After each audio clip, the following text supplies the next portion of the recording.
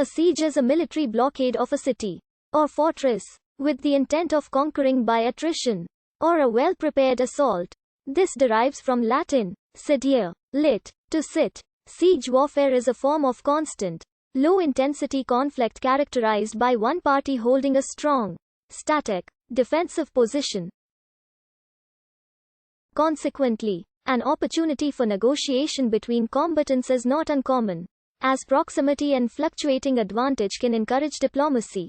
The art of conducting and resisting sieges is called siege warfare, siegecraft, or poliasitics.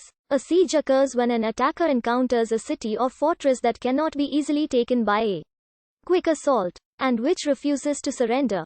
Sieges involve surrounding the target to block the provision of supplies and the reinforcement or escape of troops. This is typically coupled with attempts to reduce the fortifications by means of siege engines, artillery bombardment, mining, or the use of deception or treachery to bypass defenses. Failing a military outcome, sieges can often be decided by starvation, thirst, or disease, which can afflict either the attacker or defender. This form of siege, though, can take many months or even years, depending upon the size of the stores of food the fortified position holds. The attacking force can circumvallate the besieged place, which is to build a line of earthworks, consisting of a rampart and trench, surrounding it. During the process of circumvallation, the attacking force can be set upon by another force, an ally of the besieged place, due to the lengthy amount of time required to force it to capitulate. A defensive ring of forts outside the ring of circumvallated forts, called contravallation, is also sometimes used to defend the attackers from outside. Ancient cities in the Middle East show archaeological evidence of fortified city walls. During the Warring States era of ancient China, there is both textual and archaeological evidence of prolonged sieges and siege machinery used against the defenders of city walls. Siege machinery was also a tradition of the ancient Greco-Roman world. During the Renaissance and the early modern period, siege warfare dominated the conduct of war in Europe. Leonardo da Vinci gained as much of his renown from the design of fortifications as from his artwork. Medieval campaigns were generally designed around a succession of sieges.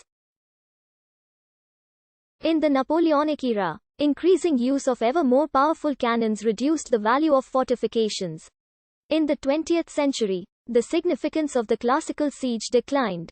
With the advent of mobile warfare, a single fortified stronghold is no longer as decisive as it once was. While traditional sieges do still occur, they are not as common as they once were due to changes in modes of battle. Principally the ease by which huge volumes of destructive power can be directed onto a static target. Modern sieges are more commonly the result of smaller hostage, militant, or extreme resisting arrest situations. The Assyrians deployed large labor forces to build new palaces, temples, and defensive walls. Some settlements in the Indus Valley civilization were also fortified. By about 3500 BC, hundreds of small farming villages dotted the Indus River floodplain.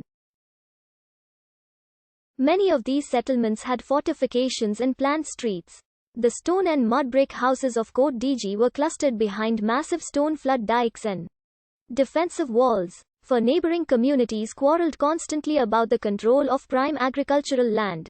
Mundigak in present-day southeast Afghanistan has defensive walls and square bastions of sun-dried bricks. City walls and fortifications were essential for the defense of the first cities in the ancient Near East. The walls were built of mud bricks, stone, wood, or a combination of these materials.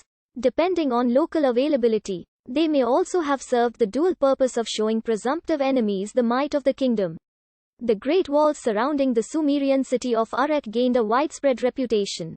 The walls were 9.5 kilometers in length and up to 12 meters in height. Later, the walls of Babylon, reinforced by towers, moats, and ditches, gained a similar reputation. In Anatolia, the Hittites built massive stone walls around their cities atop hillsides, taking advantage of the terrain.